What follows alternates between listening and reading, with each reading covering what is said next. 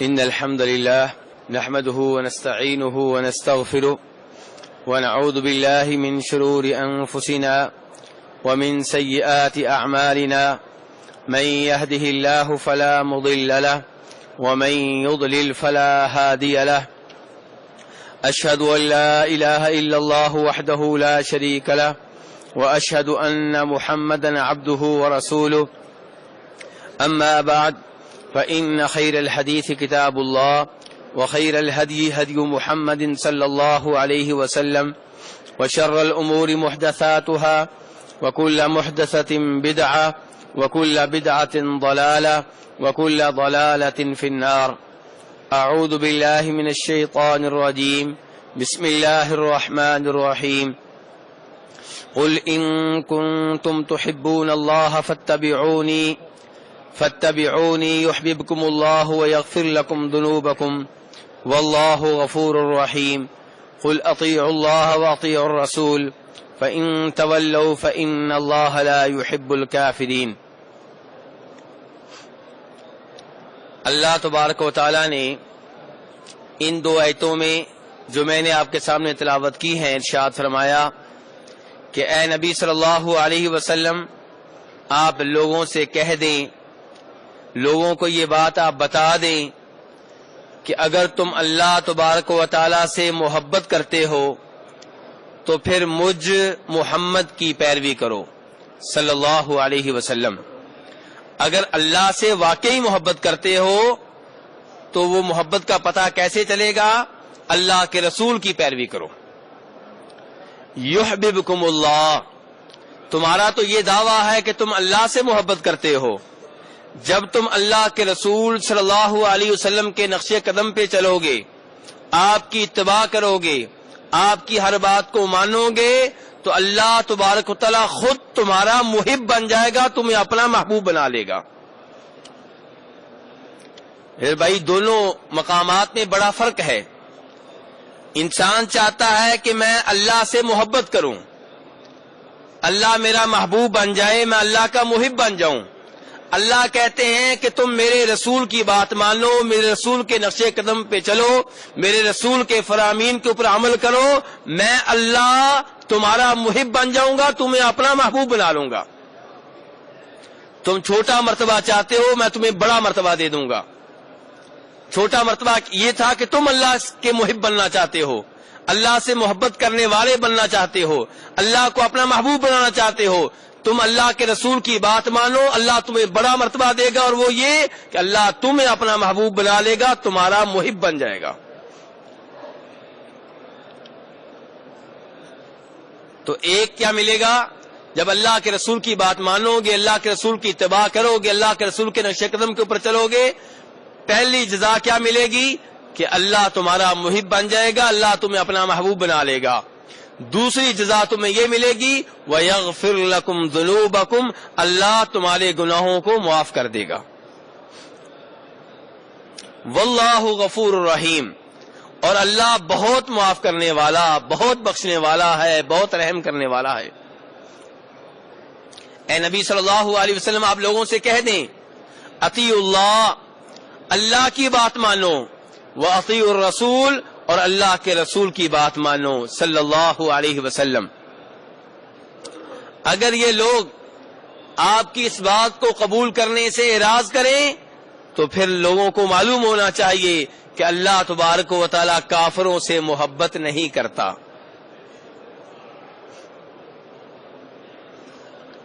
میرے بھائی ان دو آیتوں کو علماء کرام کہتے ہیں، ان دو آیتوں میں اللہ تبارک و تعالی نے لوگوں کی محبت کا امتحان لیا ہے. جو دعوے کرتے پھرتے ہیں کہ ہم اللہ کے رسول سے محبت کرتے ہیں، ہمیں اللہ کے رسول سے بڑی محبت ہے، تو دعوے کرنا تو آسان ہے، نعرے لگانا تو آسان عمل ہے. محبت کا پتہ تب چلے گا جب تم میرے رسول کی بات مانو گے. ایک طرف تمہارا والد کچھ کہے اور دوسری طرف اللہ کے رسول کی حدیث ہو، والد کو احترام کے ساتھ پیچھے کر دیں، اللہ کے رسول کی حدیث کو سینے سے لگا لیں، پتہ چل گیا کہ واقعی آپ کو اللہ کے رسول سے محبت ہے. اور اگر آپ نے کہا کہ والد کو ناراض نہیں کر سکتا، اللہ کے رسول صلی اللہ علیہ وسلم کی حدیث کو نظر انداز کر دیا، محبت کا دعویٰ جھوٹا ہے۔ اگر بیگم نے آپ سے کوئی ایسا مطالبہ کیا جو رسول اکرم صلی اللہ علیہ وسلم کی شریعت کے خلاف ہے، آپ نے مان لیا، اللہ کے رسول کی شریعت کو نظر انداز کر دیا، پتہ چلا اللہ کے رسول سے محبت کا دعویٰ جھوٹا ہے۔ آپ کی مسجد کے امام صاحب، آپ کے مولوی صاحب، آپ کے قاری صاحب نے کوئی مسئلہ بتایا، آپ بچپن سے اس کے اوپر عمل کر رہے ہیں، بڑے ہو کے آپ کو پتہ چلا کہ نبی صلی اللہ علیہ وسلم سے ثابت کوئی حدیث اس مسئلے کے خلاف ہے جو مولوی صاحب بتاتے رہے ہیں، آپ نے کہا نہیں جی میں وہ مسئلہ نہیں چھوڑ سکتا جس کے اوپر 30 سال سے ہوں، میں وہ مسئلہ نہیں چھوڑ سکتا جس کے اوپر میرے آباء و اجداد چلے آ رہے ہیں، اور یہ کہتے ہوئے آپ نے اللہ کے رسول کی حدیث کو نظر انداز کر دیا، پتہ چلا آپ کو مولوی صاحب سے محبت ہے، اپنے 30 سالہ عمل سے محبت ہے، اپنے آباء و اجداد سے محبت ہے، اللہ کے رسول سے محبت میں آپ جھوٹے ہیں۔ اللہ کے رسول سے محبت اسے ہے جو رسول اکرم صلی اللہ علیہ وسلم کی بات کو سب سے اوپر رکھے، ہر ایک کی بات کو چھوڑ دے، لیکن رسول اکرم صلی اللہ علیہ وسلم کی بات کو نہ چھوڑے، وہ محبت کے دعوے میں سچا ہے۔ اسی لیے کوئی شاعر کہتا ہے لو کان حبک صادقا لاطعته ان المحب لمن يحب مطیع، کہ اگر آپ دعوی محبت میں سچے ہوتے تو آپ اپنے محبوب کی بات مانتے، کیونکہ دنیا کا یہ اصول ہے کہ محب جو ہوتا ہے، محبت کرنے والا جو ہوتا ہے، وہ اپنے محبوب کی ہر بات کو مانا کرتا ہے۔ میرے بھائی، نبی صلی اللہ علیہ وسلم کا ہم نے کلمہ پڑھا ہے، ہم نے کیا کہا ہے؟ لا الہ الا اللہ محمد الرسول اللہ، کہ محمد صلی اللہ علیہ وسلم اللہ کے رسول ہیں، اللہ کی طرف سے بھیجے ہوئے ہیں، اللہ کی طرف سے رسالت لے کر آئے ہیں، اللہ کی طرف سے دین لے کر آئے ہیں، اللہ کی طرف سے شریعت لے کر آئے ہیں، اللہ کا قرآن لے کر آئے ہیں، اللہ کا کلام لے کے آئے ہیں۔ میرے بھائی، جب اللہ کے رسول کو رسول مان لیا ہے تو اس کا تقاضا یہ ہے کہ کسی اور کو رسول نہ مانا جائے۔ کسی اور کو رسول ماننے کے دو مطلب ہوتے ہیں، ایک یہ ہے کہ آپ صاف صاف کہیں کہ مرزا غلام احمد قادیانی نبی ہے، اگر آپ نے یہ کہہ دیا اس کا مطلب یہ ہے کہ آپ نے اللہ کے رسول کے علاوہ کسی اور کو رسول مان لیا، آپ دین اسلام سے خارج ہو گئے۔ اللہ کے رسول کے علاوہ کسی اور کو رسول ماننے کا ایک طریقہ یہ بھی ہوتا ہے کہ اللہ کے رسول کی صحیح حدیث آپ کو مل جائے، حدیث بخاری شریف کی ہو، حدیث مسلم شریف کی ہو، آپ کہیں کہ میری عقل نہیں مانتی، پتہ چلا کہ آپ نے اللہ کے رسول کے مقابلے میں اپنی عقل کو رسول مان لیا ہے، آپ نے اللہ کے رسول کے مقابلے میں اپنی رائے کو رسول مان لیا ہے، آپ نے اللہ کے رسول کے مقابلے میں اپنی مسجد کے امام صاحب کو رسول مان لیا ہے۔ منہ سے آپ نہیں کہتے، عملی طور پہ آپ ایسے ہی کر رہے ہیں۔ اس لیے میرے بھائیوں، نبی صلی اللہ علیہ وسلم کو صحیح معنوں میں رسول ماننا ہوگا۔ رسول ماننے کا مطلب یہ ہے کہ طاعتہ فیما امر، جو آپ نے احکام دیے ہیں، جو آپ نے آرڈر جاری کیے ہیں، وہ آرڈر مانے جائیں، ان کے اوپر عمل کیا جائے۔ وتصدیقہ فیما اخبر، اور جو آپ نے ماضی یا حال یا مستقبل کی باتیں بتائی ہیں، ان باتوں میں آپ کو سچا جانا جائے کہ جو بھی باتیں آپ نے مستقبل کی بتائی ہیں وہ ویسے ہی ہو کر رہیں گی جیسے آپ نے بتائی ہیں، اور جو ماضی کی باتیں آپ نے بتائی ہیں وہ واقعی ایسے تھی جیسے اللہ کے رسول نے بتائی ہیں۔ یہ ہے آپ کو رسول ماننے کا مطلب۔ وَأَلَّا يُعْبَدَ اللَّهُ إِلَّا بِمَا شَرَعَ، آپ کو رسول ماننے کا مطلب یہ ہے کہ عبادت اللہ کی ہو، لیکن عبادت میں طریقہ وہ اختیار کیا جائے جو رسول اکرم صلی اللہ علیہ وسلم نے دیا ہے۔ تو میرے بھائی، اس لیے جب آپ کا کلمہ پڑھ لیا ہے، اب پیچھے نہ ہٹیں، اب اس کے اوپر پکے ہو جائیں۔ اللہ تبارک و تعالیٰ فرماتے ہیں وَإِن تُطِيعُوهُ تَهْتَدُوا، اگر تم میرے اس رسول کی بات مانو گے ہدایت پا جاؤ گے۔ لوگ صراط مستقیم کے متلاشی ہیں، لوگ جنت کے راستے کے جستجو ہیں، جنت کے راستے کو تلاش کر رہے ہیں، جو یائے حق ہیں، جو یائے حق اگر آپ ہیں، اگر واقعی آپ جنت چاہتے ہیں، اگر واقعی آپ صراط مستقیم پہ چلنا چاہتے ہیں، اللہ نے بتا دیا ہے وَإِن تُطِيعُوهُ تَهْتَدُوا، میرے رسول کی بات مانو گے ہدایت پا جاؤ گے۔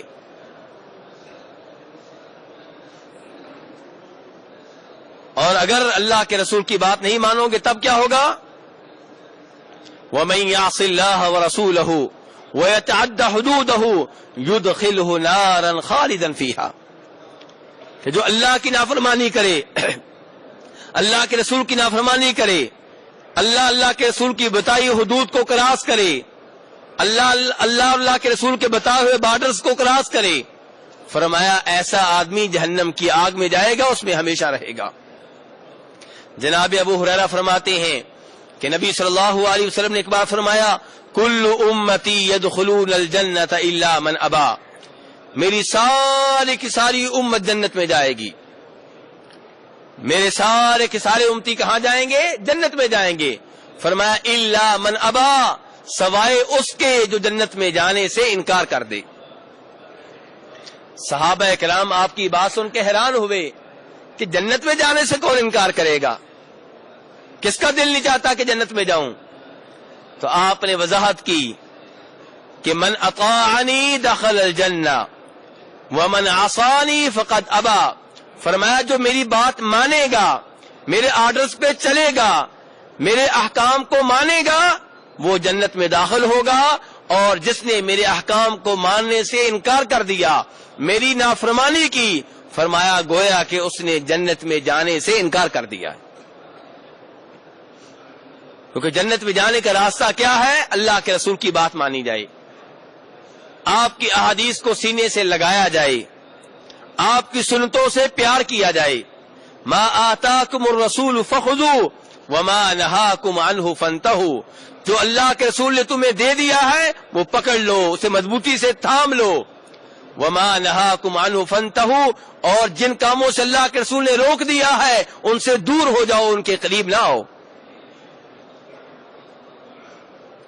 میرے بھائی، ان آیات اور اس حدیث سے یہ معلوم ہوا کہ جنت میں جانے کا، صراط مستقیم پہ چلنے کا، اللہ کو پانے کا ایک ہی طریقہ ہے، اور وہ یہ ہے کہ نبی صلی اللہ علیہ وسلم کی شریعت کے اوپر عمل کیا جائے، آپ کے احکام اور فرامین کے اوپر عمل کیا جائے۔ کوئی اور دوسرا راستہ نہیں ہے۔ اللہ کے رسول کے علاوہ کسی اور راستے سے اگر آپ اللہ کے قریب ہوں گے تو آپ اللہ کے قریب تو نہیں ہو سکتے، اللہ سے دور ہو سکتے ہیں۔ اللہ کے رسول کو کراس کر کے اگر آپ کو ایسا راستہ تلاش کریں جس کے ذریعے آپ جنت میں جانا چاہیں تو ایسا راستہ دنیا میں موجود نہیں ہے۔ اور اس سے پتا چلا کہ وہ لوگ جھوٹے ہیں، وہ لوگ غلط ہیں جو کہتے ہیں کہ یہ قرآن تمہارے لیے ہے، یہ نبی صلی اللہ علیہ وسلم کی احادیث تمہارے لیے ہے، ہمارے پاس ایک اور ہی دین ہے جو سینہ در سینہ ہمارے پاس چلا آ رہا ہے۔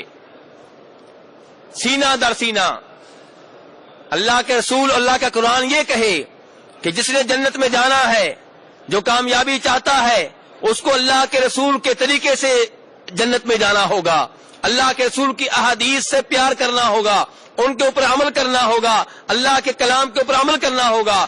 اور یہ کہتے ہیں نہیں جی تمہارے لیے شریعت ہے، ہمارے لیے حقیقت ہے۔ یہ حقیقت کیا بلا ہے؟ جی یہ ایک اور دین ہے جو سینہ در سینہ ہمارے پاس چلا آ رہا ہے۔ اور کہتے ہیں کہ تمہارا دین تو وہ ہے نا جس میں حدیث کے علماء کرام کہتے ہیں، مثلا امام بخاری کہتے ہیں یہ حدیث بیان کی مجھے میرے استاد امام احمد بن حنبل نے، وہ کہتے ہیں مجھے یہ حدیث بیان کی میرے استاد امام مالک نے، وہ کہتے ہیں مجھے حدیث بیان کی میرے استاد نافع نے، وہ کہتے ہیں مجھے حدیث بیان کی میرے استاد عبداللہ ابن عمر نے، اور وہ کہتے ہیں کہ حدیث بیان کی رسول اکرم صلی اللہ علیہ وسلم نے۔ یہ لوگ کہتے ہیں تمہارا دین تو لوگوں کے ذریعے آیا ہے، ہم نے ڈائریکٹ اللہ سے لیا ہے۔ نعوذ باللہ من ذالک، استغفر اللہ العظیم۔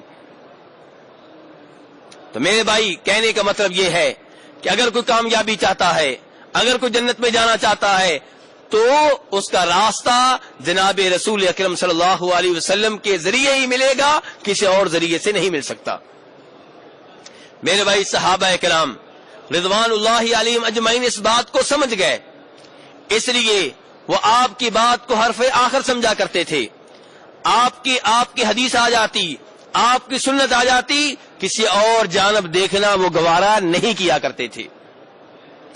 چاہے کوئی جتنا بھی بڑا ولی ہو، جتنا بھی بڑا بزرگ ہو، جب اللہ کے رسول کا فرمان آ جائے، اللہ کے رسول کی حدیث آ جائے پھر کسی اور جانب نہیں دیکھا جائے گا، کیونکہ کلمے میں اللہ کے بعد صرف ایک ہی شخصیت کا نام آتا ہے اور وہ ہے جناب محمد صلی اللہ علیہ وسلم۔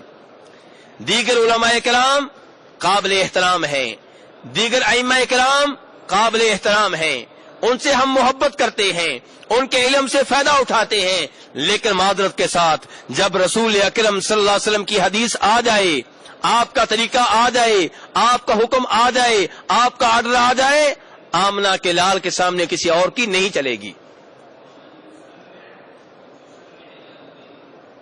جناب عبداللہ ابن عمر فرماتے ہیں کہ جب میرے ابا عمر فاروق رضی اللہ عنہ موت کے مرض میں مبتلا تھے تو کہنے والوں نے کہا کہ عمر آپ کسی کو اپنا خلیفہ مقرر کر دیں، کسی کو اپنا جانشین مقرر کر دیں تاکہ آپ کے بعد اختلافات نہ ہوں۔ تو جناب عمر فاروق نے کہا کہ اگر میں کسی کو خلیفہ مقرر کرتا ہوں تو صدیق نے مجھ سے پہلے خلیفہ مقرر کیا تھا۔ صدیق نے کس کو خلیفہ مقرر کیا تھا میرے بھائیوں؟ جناب عمر فاروق رضی اللہ عنہ کو، اور کہنے لگے اگر میں خلیفہ مقرر نہیں کرتا تو اس نے خلیفہ مقرر نہیں کیا تھا جو صدیق سے بہتر ہے۔ کون؟ رسول اکرم صلی اللہ علیہ وسلم۔ اب میں جو بتانا چاہتا ہوں وہ سنیے۔ عبداللہ ابن عمر کہتے ہیں کہ جب میں نے یہ الفاظ اپنے والد صاحب کے منہ سے سنے مجھے یقین ہو گیا کہ اب یہ خلیفہ مقرر نہیں کریں گے۔ کیوں مقرر نہیں کریں گے؟ کیونکہ انہوں نے ہمارے سامنے دو نمونے رکھ دیے ہیں، ایک صدیق کا نمونہ جنہوں نے خلیفہ مقرر کیا تھا، ایک اللہ کے رسول کا نمونہ جنہوں نے خلیفہ مقرر نہیں کیا تھا۔ عبداللہ ابن عمر کہتے ہیں مجھے یقین تھا کہ اب اللہ کے رسول کا نام آ گیا ہے، آپ کا نمونہ آ گیا ہے، میرے ابا اللہ کے رسول کے برابر کسی کو بھی نہیں کریں گے۔ میرے بھائی جب جناب صدیق اللہ کے رسول کے برابر نہیں ہیں پھر اللہ کے رسول کے مقابلے میں کسی اور کی کہاں چلے گی؟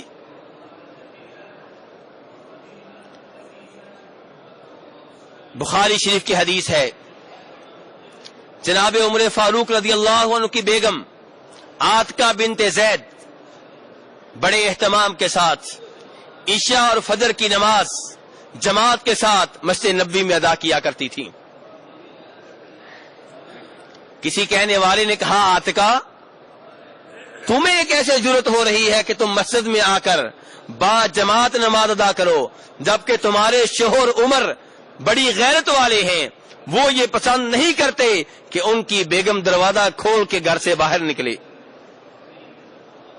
عاتکہ بنت زید کہنے لگی اگر اتنے غیرت والے ہیں تو مجھے روکتے کیوں نہیں؟ روکے مجھے۔